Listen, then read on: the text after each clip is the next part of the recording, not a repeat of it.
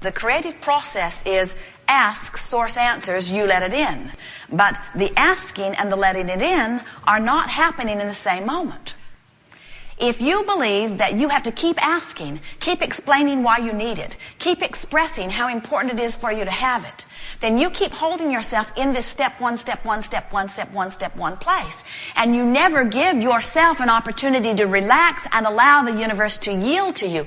Now, let us be clear about this. The universe has already yielded it. Circumstances and events have already been aligned. You're just not letting it in. And the reason you're not letting it in, we're going to put it out here very plain and pure for you. The reason you're not letting in the things you want is because you're so busy asking for the things you want. You are so involved in step one. How did you ever get so stuck in step one? Well, it happened early on. You are byproducts of your time-space reality out here on the leading edge. And you are at this juncture where source meets physical. And if you do not ask, it is not given. You are leading edge preferers who literally summon. This universe is based on law of attraction. So it is with very good reason that you are oriented to asking. Everything depends upon your ability to focus and ask. So it is not wrong or even unusual that you are powerful in your asking, but we're here to help you tweak a little bit so that you give your asking step one phase some relief as you step into step three. That's why so many teachers are teaching meditation. It's why so many are recommending vacations and relaxation. And what we are wanting you to do is make it a lifestyle.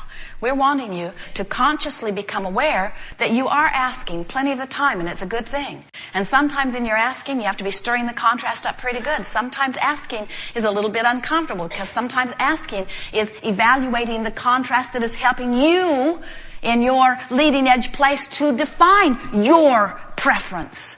Step one is so very important, but you've done step one so well. You really have. It's time for you to put the emphasis on step three. It really is. Step one will happen naturally. Let all of your energy go towards step three. And that is the reason that over time, every process that we've ever offered has been offered to assist you in the allowing phase, the step three phase.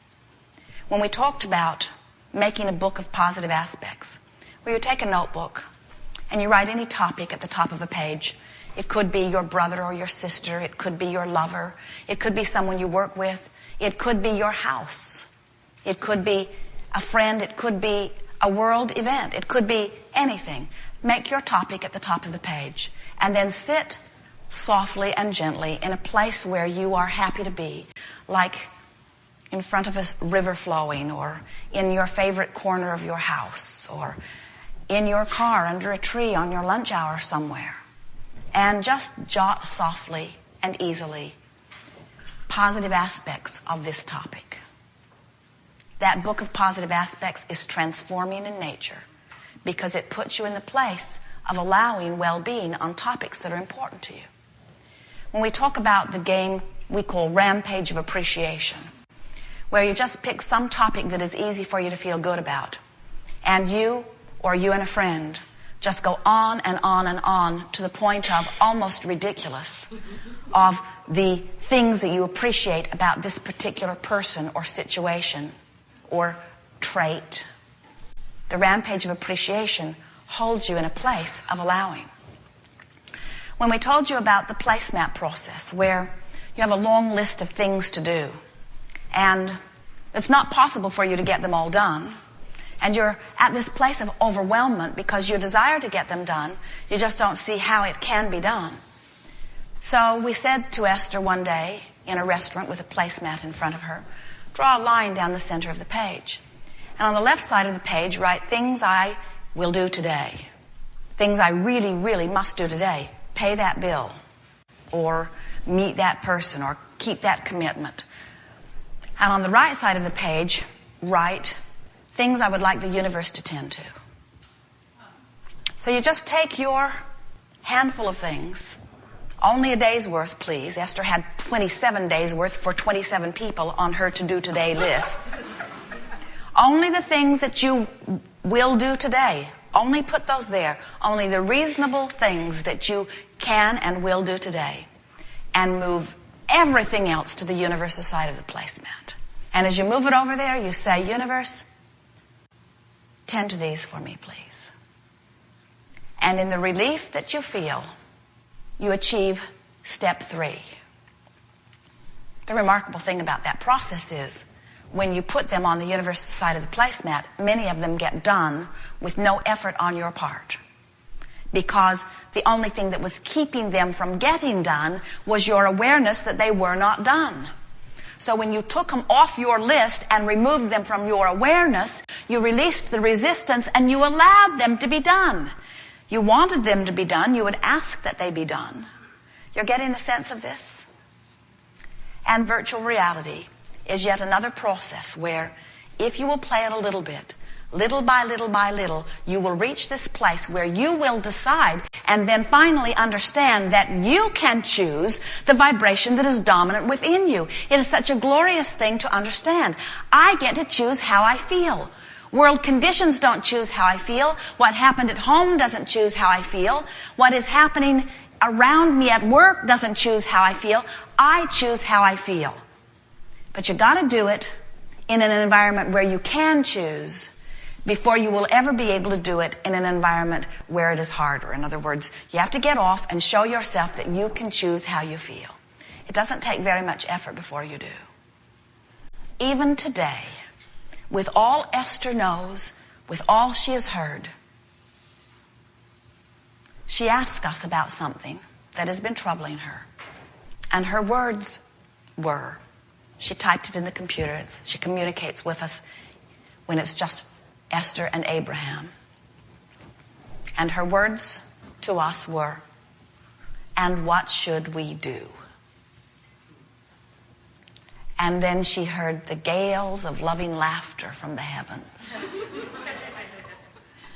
Always about doing for you, isn't it? What should I do? What should I do? What should I do? When what we want you to remember is, how should I feel? So Esther said, all right, then, what should I do about how I feel?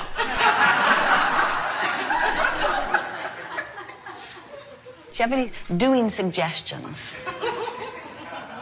about how I could change the way I feel? And we say, we have endless doing suggestions about changing the way you feel. That's what all of these processes are about.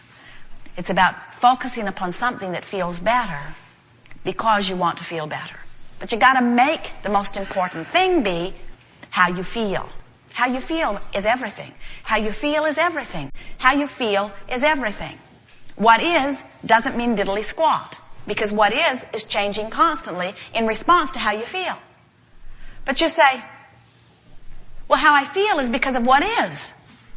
And we say, well, that will get you nowhere. You can't have feeling responses to what is and be a deliberate creator. Because if you're having feeling responses to what is, then you're just regurgitating what is. You're just creating more of what is. You're just finding vibrational proclivity or harmony with what is. And nothing can change under those conditions. You have to ignore what is. How could anyone ignore what is? You got to find a way of building something that is as real as what is, virtually, and make it dominant. Or you have to become such a well-tuned, good-feeling, selective sifter that more and more you only have access to what is. Do you know people who, no matter how good things are, find things wrong everywhere they go? Do you know people who, no matter how bad things are, find things right everywhere they go? And so you begin to understand that it's some sort of orientation.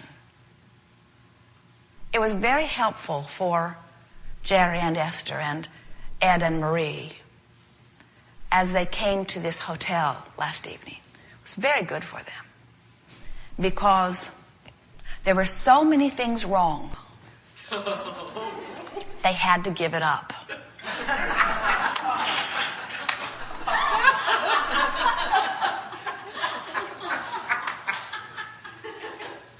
for survival. There was no way of doing it into place.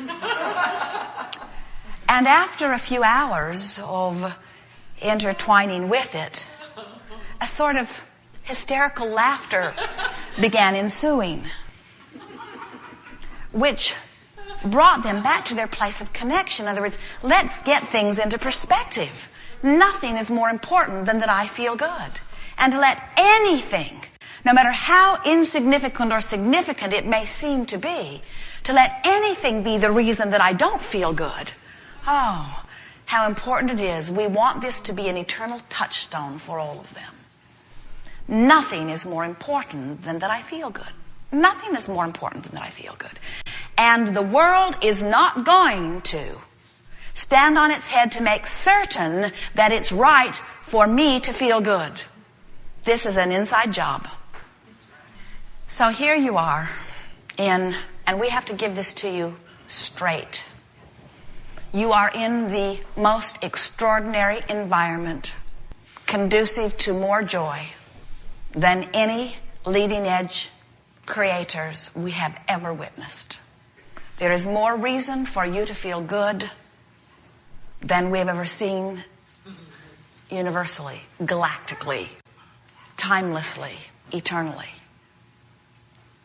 You have the makings of the perfect world for you.